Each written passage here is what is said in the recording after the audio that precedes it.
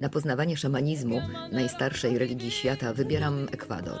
Miejsce, gdzie od tutejszych szamanów pobierał nauki mój pierwszy nauczyciel, który wprowadził mnie w tajniki aromaterapii i szamańskich technik.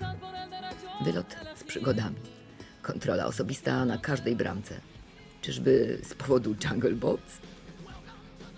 Na lotnisku w Quito czeka na mnie polecony, umówiony wcześniej, w sposób przypominający filmy o tajnych misjach, przewodnik.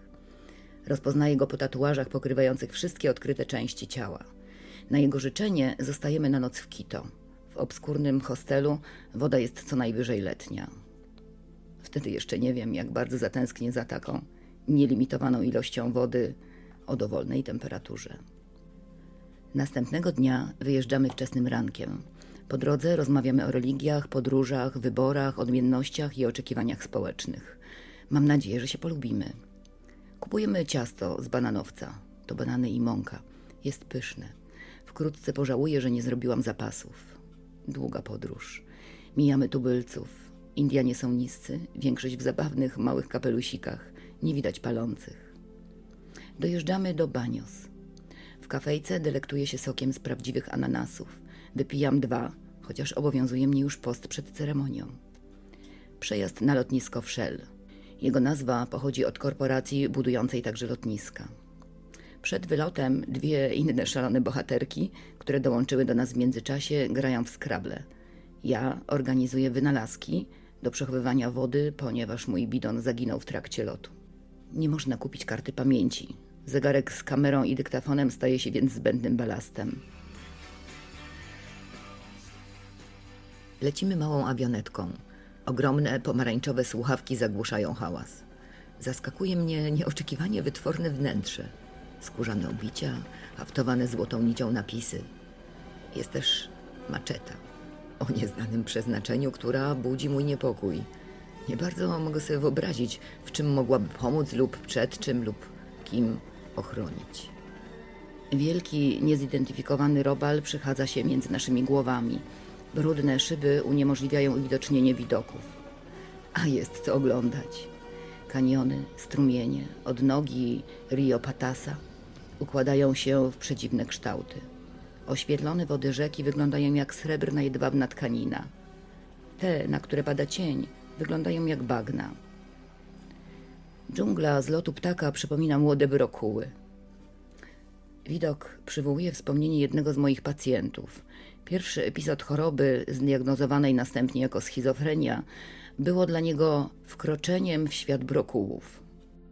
Dla mnie wejściem w mitologiczno-archetypowy świat psychozy, we fraktalny świat poszerzonych stanów świadomości.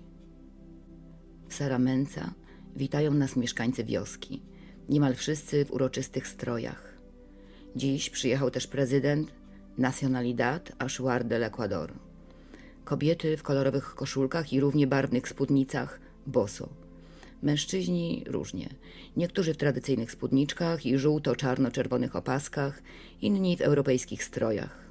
Prawie wszyscy mają umalowane henną twarze. Przyjmujemy zaproszenie na spotkanie z prezydentem. Zgromadzenie w ceremonialnej chacie przypomina wiec. Przemawia prezydent, potem inni. Omawiają problemy związane z inwazją wroga, czyli działaniami koncernów naftowych, które niszczą Amazonię, ukochaną ojczyznę ludzi lasu. Kobiety obsługują zaaferowanych rozmową mężczyzn. Prześliczne, okropnie brudne dzieci towarzyszą kobietom lub bawią się w grupie. Porusza mnie los indyjskiej kobiety. Większość w widocznej ciąży, otoczone wianuszkiem dzieci. Młodsze dzieci kołyszą się w kolorowych chustach. Rozmyślam nad ich najwyraźniej owocnym pożyciem seksualnym w aspekcie warunków mieszkaniowych. W chacie o wymiarach 5x5, która jest jednocześnie kuchnią, sypialnią, salonem, pokojem dziecięcym itd., mieszka często kilkanaście osób. Młodsze matki są niezwykle urodziwe. Niektóre wyglądają jak dzieci. Trudno odróżnić matkę od córki opiekującej się rodzeństwem. Oprócz rodzenia dzieci, kobiety zajmują się praniem, gotowaniem, sprzątaniem, szyciem, opieką nad zwierzętami, wyrabianiem biżuterii i podawaniem mężczyznom przygotowywanej na bieżąco chiczy. Chicha to rodzaj piwa z trzciny cukrowej. Jej smak da się porównać jedynie do sfermentowanych drożdży. Rozmowy przy pitej z jednego naczynia chiczy mężczyźni prowadzą siedząc w kręgu. Ta czynność stanowi ich główne zajęcie w czasie, gdy nie polują. Nigdy dotąd nie spotkałam ludzi, którzy sprawialiby wrażenie tak zwyczajnie, autentycznie szczęśliwych. Ich spokój, naturalność i pogoda nie są czymś wynikającym z religii czy rozważań filozoficznych. Jest w tym jakaś naturalność i prostota. Jeśli jest wynikiem nieświadomości, to chciałabym jej doświadczyć. Pierwszy nocleg w dżungli. Chaty są ekskluzywne. Prycze, moskitiery. Woda jest zimna, ale jest. Jest też prąd. Światła włączają codziennie na 1,5 do 2 godzin. Mam tylko 2 zmienniki prądu. Nie da się naładować wszystkich sprzętów. Do aktualizacji wyprawowej listy dopisuję więcej zmienników, 2 lampki czołowe, 2 pary krótkich shortów. Lampka czołowa jest niezbędna, ale przyciąga wszystko, co lata. Flora i fauna wydają się nieproporcjonalnie, groteskowo wręcz wielkie. Duże są krzewy, drzewa, motyle, koniki polne i karaluchy. Wszystko toczy się leniwie i powoli. Z braku innych rozrywek obserwuję rytmiczny, wytrwały, wyłaniający się z nieskończoności i w niej znikający grudniowy pochód makroskopowych mrówek, które dźwigają niewiarygodnie wielkie ziemskie skarby. Obecność prezydenta koryguje nasze plany. Wcześniej zarezerwowana łódź zostaje przekazana do jego dyspozycji. Zostajemy więc na kolejną noc. O świcie wyruszamy w dżunglę, która kokietuje soczystością barw i symfonią dźwięków. Nie ma szans na ominięcie błotnych pułapek. Szybko przestaję szukać suchych ścieżek. Brodzimy w błocie po kostki, po kolana, czasem głębiej. Przyzwyczajam się do chlupotu wody w butach i gratuluję sobie nabycia odpowiednich. Szybko schną, oddychają i nie dają odparzeń. Eksplorując dżunglę, odkrywam twór przypominający antenę satelitarną. O tym, że jest to w rzeczywistości prymitywny serwer internetowy, dowiaduję się niestety zbyt późno, by połączyć się z cywilizacją. Saramęca. Tutejszy, podobno autentyczny szaman o zastanawiającym imieniu Rafael przynosi ayahuaskę w plastikowej butelce po Coca-Coli. W europejskim wystroju, przełamanym szamańskimi ozdobami, zaczarowuje ayahuaskę, gwiżdżąc i mrucząc w rytm monotonnej melodii. Wypijamy kolejno obrzydliwy w smaku napój serwowany w łupinie kokosa. Siedzimy w milczeniu, przerywanym cichymi westchnieniami Rafaela. Czekamy na to, co ma lub może się wydarzyć. Wkrótce u innych pojawiają się pierwsze objawy zatrucia ayahuaską, ale jest bezpiecznie. Rafael i jego syn dyżurują. Dla mnie długo nic się nie dzieje. Czekam wpatrzona w mrok rozjaśniony rozmazanym światłem księżyca. Po kilku godzinach moja rzeczywistość zaczyna się zmieniać. Równiutko ułożony stos drewna na opał zamienia się w starożytny ołtarz. Obok postacie z gęstej, aksamitnej struktury przypominającej ciemnozłotą, płynną plazmę. Są nieco rozmyte. Stopniowo, w uroczystej, świętej ciszy, ciężkawa forma ich ciał przekształca się powoli i leniwie w świetlistą, eteryczną, lecz dostojną. Patrzą na mnie przyjaźnie i zarazem wyczekująco. Statyczne dotąd chmury zaczynają się poruszać, łączą się w przeróżne kształty. Przyglądam się mglistym, androgenicznym istotom. Płyną lekko, harmonijnie po niebie, jak syreny w turkusowo-złocistym oceanie. Nagle pojawia się czarno-biała wizja. W oddali ledwo widoczna, niewyraźna męska sylwetka. Ma różne odsłony. Przegląd możliwych wariantów w ekspresowym wydaniu. Jak w filmowych migawkach oglądam kalejdoskop wielu, jakby celowych, opartych na przemyślanym scenariuszu ról. Szybkie zmiany. Zbyt szybkie. Nie ma szans na analizę. Pozytyw i negatyw. Negatyw i pozytyw. Obrazy jak z filmu Podziemny krąg. Stop klatka. Obraz statyczny. Przypominający retas przeminęło z wiatrem mężczyzna w kapeluszu i garniturze w kolorze écru, oparty nonszalancko o barierkę, uśmiecha się do mnie ironicznie i porozumiewawczo. Boski błazen. Persona ukrywająca wielkie serce. Zadaję sobie pytanie o cel lub przyczynę ostatnich niezrozumiałych i nieoczekiwanych wydarzeń w moim życiu. W odpowiedzi Ponownie pojawia się czarno-biała wizja. Ona w bieli. Artystyczny nieład przypomina Helenę Bonham Carter. On w czerni, spokojny i zrównoważony. Nie widzę twarzy. Są odwróceni. Nasza wspólna misja. Prawda, światło, miłość. Narodziny Boga. Unio mistyka. Powiększający się wciąż tłum nieznajomych w strojach z wielu minionych epok tworzy szpaler wzdłuż schodów prowadzących nas na pokład niewidocznego statku. Czekają na nas. Nasza misja. Kurtyna. Tracę poczucie odległości. Nie mogę sięgnąć po żaden przedmiot. Wszystkie wirują i zmieniają kształty. Zacierają się wszelkie granice. Przestrzeń wypełnia się iskrzącymi punktami zanurzonymi w nieregularnym matriksie. Rankiem leczę skonane ciało i z trudem wlokę je do wioski. Na ścieżce liście tworzą ruchomy rząd grzybków lotosów. Śniadanie powoli przywraca mnie do życia. Stół nakryty wielkimi palmowymi liśćmi, pieczone banany, placki z ziołami i juka, która ma smak swojskiego ziemniaka, oraz cieniutka herbatka wyglądem przypominająca mętną wodę. Widok gospodarzy jedzących pieczone świnki z ryżem przyprawia mnie o mdłości. Deser jest wspólny. Ananasy i grenadyna. Później znajduję różane drzewo dzieci. Słodki widok, jak z Piotrusia Pana. Wdrapują się aż po wierzchołek i spadają, huśtając się na gałęziach. Walczą o miejsce w kartonowym pudle. Zwycięzca zamyka się w nim, czyli znika. Droga przez dżunglę. Ponownie wpadamy do wody i toniemy w błocie. Podziwiam bajkowe wodospady, ale w przeciwieństwie do reszty nie ryzykuję kąpieli. Wsłuchuję się w muzykę natury. Harmoniczne, łagodne, 432 Hz. Docieramy do domu szamana, który w połowie życia nagle opuścił rodzinną wioskę i zamieszkał na odludziu. Pytany o powód, odpowiada, jakby recytował dobrze wyuczony tekst. Ktoś bił moje psy i kradł moje kury. Po południu wypływamy do kolejnej wioski. Płyniemy ponad 2 godziny. Czasem słońce, czasem deszcz. Filmuję tęcze i odbicia w rzece. Huachirpas. Kolacja to prawdziwa uczta. Ryba prosto z rzeki podana wykwintnie na długich, ciemnozielonych liściach. Głodne, wychudzone psy zjadają szkielety ryb w całości, wraz z oczyma. Ojciec tutejszego szamana został inicjowany po cudownym ocaleniu śmiertelnie chorej córki, dla której konwencjonalna medycyna nie widziała już ratunku. Huachirpas, dzień 2. Na śniadanie papaja. Kobiety piorą rzeczy w rzece.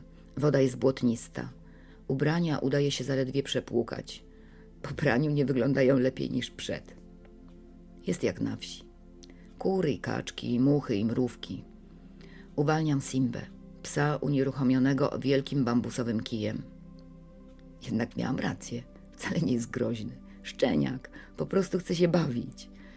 Kłótnia z fanatycznym, zawsze i z wszystkiego niezadowolonym przewodnikiem, który wygłasza godzinną tyradę.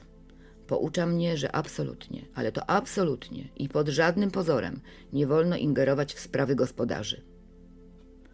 Znużona żona szamana zamiata wciąż ten sam maleńki fragment ziemi. Zamiast toalety – krzaki. Wypływamy łodzią do innej społeczności. Przypadkowo trafiamy na zebranie omawiające kwestię wody zatruwanej źle oczyszczoną naftą, która zabija leśne życie. Kobiety mają umalowane twarze. Podobnie jak mężczyźni plują na ziemię, kołyszą ukryte w kolorowych hamakach niemowlęta i przeglądają włosy towarzyszek lub dzieci w poszukiwaniu wesz. Miażdżą je w dłoniach, jest ich najwyraźniej dużo i zjadają.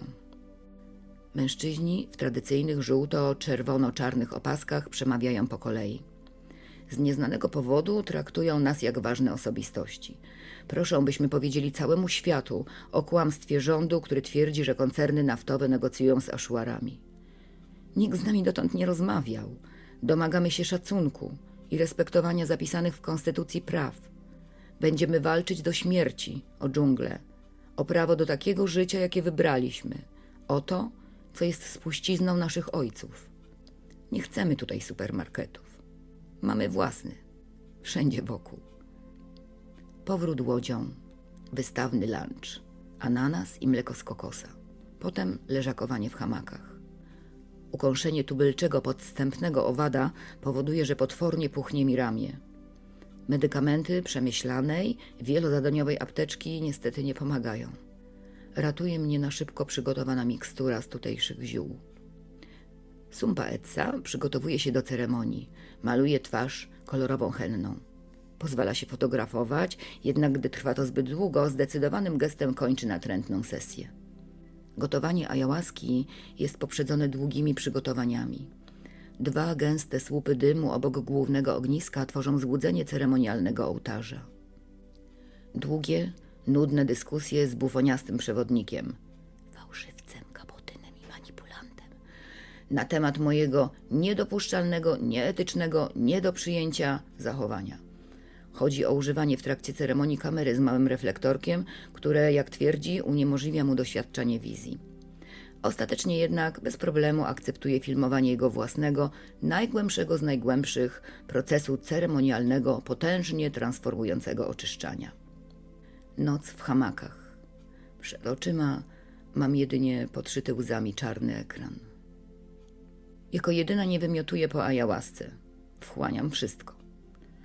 Podobno tak dzieje się z tymi, którzy nie mają już nic do oczyszczenia i tego się trzymam. Nad ranem mam objawy ostrego zatrucia. Mdłości, zawroty głowy i zaburzenia widzenia. Drżą mi ręce i nogi i cały świat wiruje. Bez asysty nie jestem w stanie stać, a tym bardziej chodzić. Dziewczyny znoszą mi plecak do łodzi i pomagają zejść. Postanawiam zostać biernym uczestnikiem kolejnych ajałaskowych ceremonii. Już zawsze słuchać głosu własnego ciała, które najwyraźniej mówi stop. Jakoś udaje nam się dopłynąć do skansenu dla turystów. W kawiarni ekoorganiczne czekolady, ziarna kawy w przeróżnych polewach, piwo i prawdziwa herbata. Czyste łazienki, białe ręczniki. Apartamenty w stylu wykwintnego art déco. Muślinowe zasłony, ratanowe meble, sepia. Kategoria luks. Doba od $250 wzwyż. Kolejna wieczorna uczta. Jajka na przystawkę, pieczona w ogniu ryba. Taisz gra na instrumencie podobnym do harfy, rytm i pauzy zależą od tempa kolejnych zaciągnięć papierosem. Kaszel jego dzieci sugeruje zaawansowane zapalenie oskrzeli. Przewodnik i Taisz piją ajałaskę, reszta pauzuje. Noc jest jasna, księżycowa pełnia. Filmuję leczenie pacjentów przy nieustających odgłosach kaszlu, wymiotowania i plucia. Mocno czuję, że potrzebuję powrotu do normalności. Wybieram hamak. Włączam MP3 i zasypiam zanurzona w ukochanej muzyce.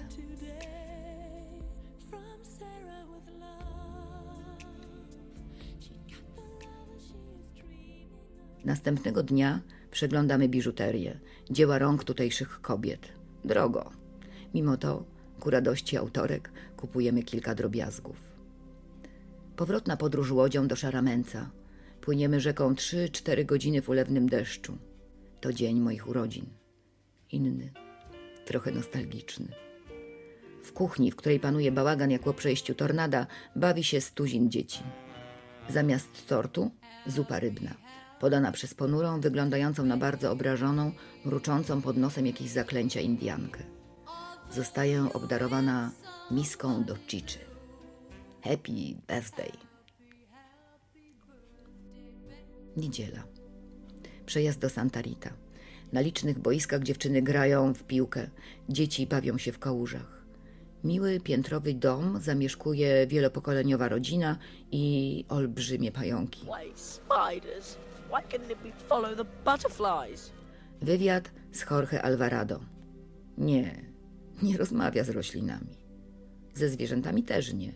Jaka szamańska rzeczywistość. Szamanem może zostać każdy. Można się nauczyć, to tylko kwestia czasu. Sam uczył się od ojca, który wdmuchiwał w niego moc i pozostawiał w jaskiniach na wiele samotnych godzin. Jorge jest teatralny, barwny i nieco kokieteryjny. Mówiąc, szeroko gestykuluje. Ajałaskę pije na raty, w milczeniu, popijając wysokoprocentową wodą ognistą. Chwilami zastyga na dłuższy czas, potem nagle zrywa się z miejsca i z obłędem w oczach biega po domu, potrząsając gwałtownie palmowymi liśćmi. Pluje i krzyczy. Nieco zdezorientowani pędzimy za nim uzbrojeni w aparaty i kamery. Dowiadujemy się, że to duch ojca jednego z mieszkańców nie chce odejść i to on jest przyczyną problemów tego domu. Jorge oczyszcza dokładnie każde pomieszczenie dymem spalonej szałwi i palmowymi liśćmi. Włączam pozycję meta, czyli wchodzę na poziom nieporuszonego świadka. No, prawie nieporuszonego świadka. Może istnieje gdzieś w nas przeczucie ukrytych, uzdrawiających mocy. Być może ayahuasca z jej halucynogennym, odsłaniającym inną rzeczywistość działaniem jest jedynie jednym z wielu katalizatorów umożliwiających poznanie. Darem natury ułatwiającym odzyskanie wiary w sakrum, w ukryty w nas potencjał dany nam od zawsze. Sądzimy, że potrzebujemy czegoś z zewnątrz. Lekarstwa, protezy, wzmacniacza. Nieufni, pozbawieni wiary, przypisujemy ją działaniu tajemniczej zewnętrznej siły. Nieświadome pragnienie dotarcia do tajemnicy sprawia, że jesteśmy gotowi na tak wiele. Sięgamy po truciznę i katujemy własne ciała, aby odzyskać wiarę w istnienie innego w nas. Wszystko jest w nas. Wszystko możliwe jest dla tego, kto wierzy, powiedział Jezus. Rozmyślania przerywa wpadający na mój hamak, będący w nieustającym procesie transformującego oczyszczania przewodnik. Wciąż wymiotuję. Wbijam się w kokon śpiwora, sparaliżowana strachem, że, czego z pewnością nie przeżyję, zwymiotuje na mnie. Pożegnanie z mieszkańcami Santa Rita. Miło, że tak bardzo cieszą się z prezentów. Krótki powrót do cywilizacji dostaje w prezencie wytęsknioną chwilę samotności. Cudownie, bosko niezależna włóczę się po okolicy, szaszłykami karmię wygłodniałe psy na oczach zdumionych tubylców. W pełnej symbolicznych przedmiotów Cafe Tortuga mogę sobie myśleć i myśleć. Przejazd nocą. O 4:00 nad ranem jesteśmy w Tena. Ekspresowy 3-godzinny sen, podróż lądem, potem rzeką.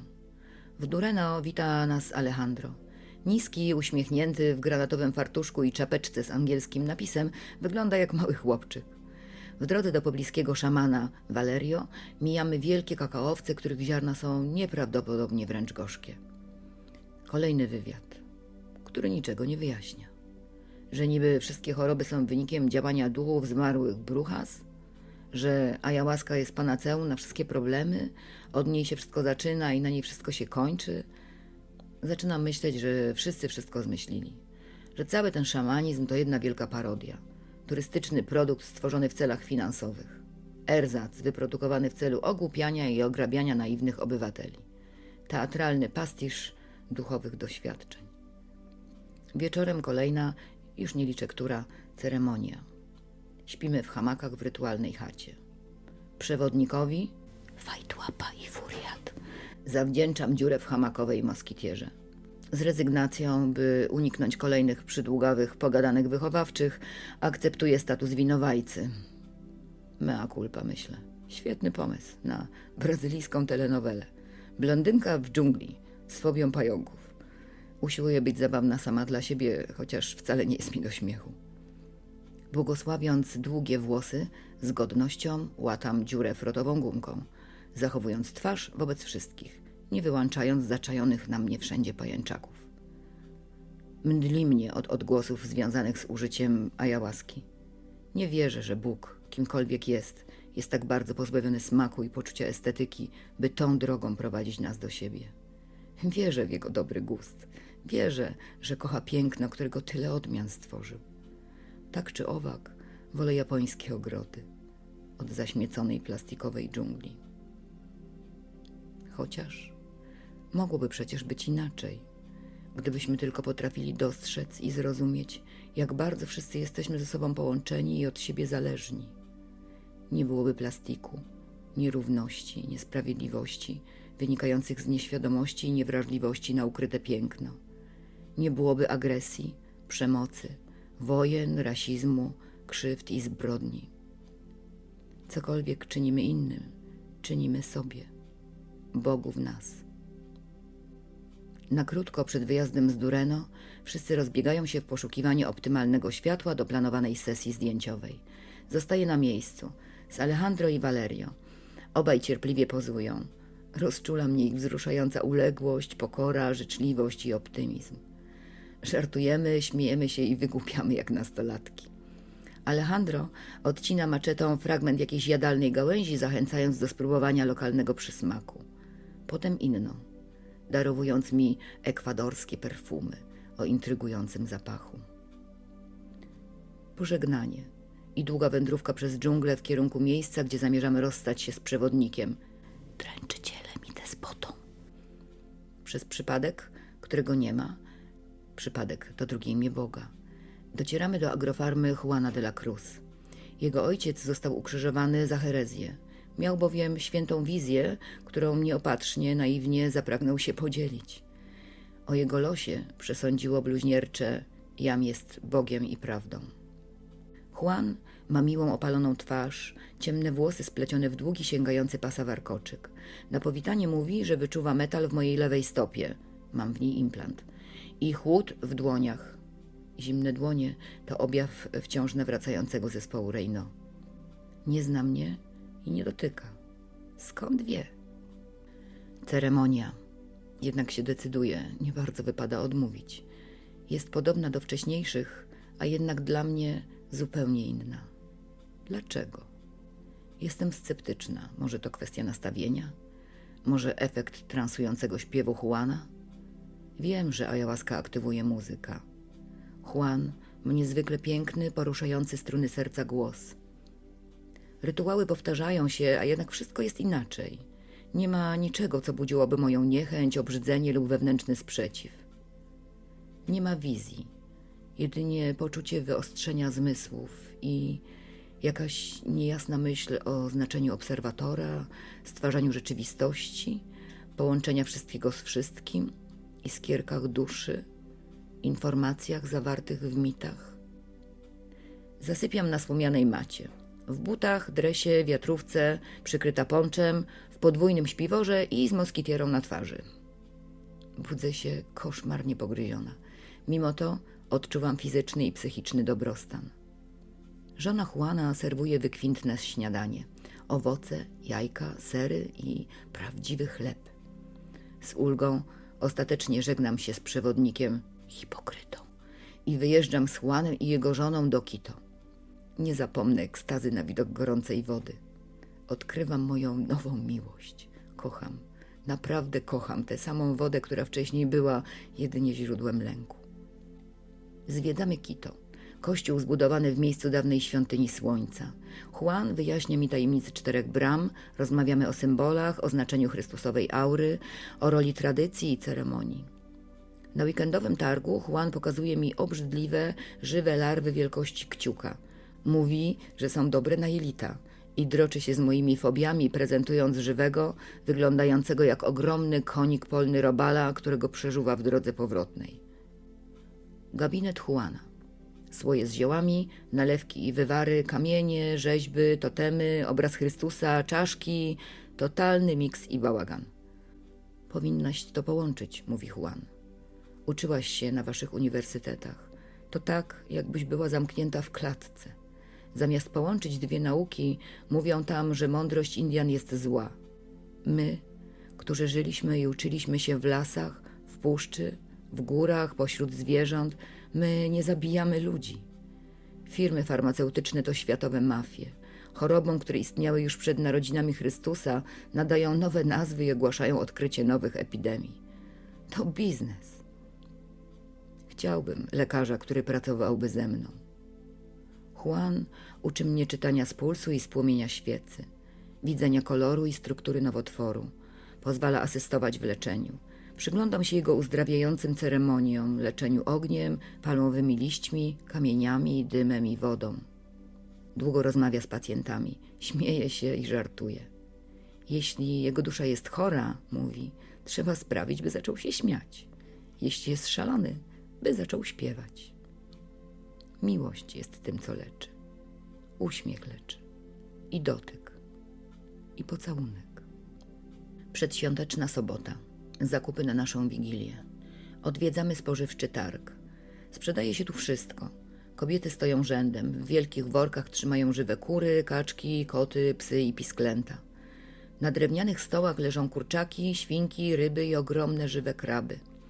Uliczni grajkowie grają swoje własne utwory. Córeczka Juana dostaje w prezencie urodzinowym ślicznego białego szczeniaka. Płacze ze szczęścia. Taki mały szczeniak, taka wielka radość. Niedziela. W centrum Quito nieprawdopodobne tłumy. Idziemy powoli gęsiego. Sprzedawcy losów na loterię przekrzykują się wzajemnie. Mają ciężkie życie. Nikt nie kupuje kartoników przypominających nasze zdrabki.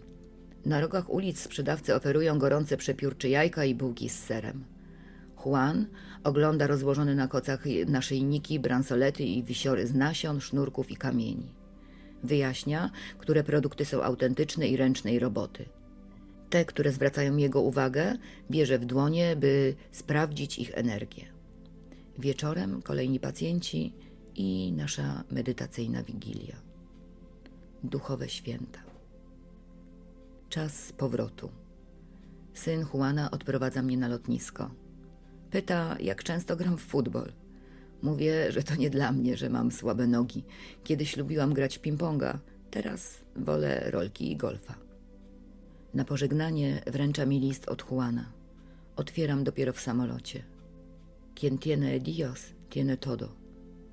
Kto ma Boga, ma wszystko.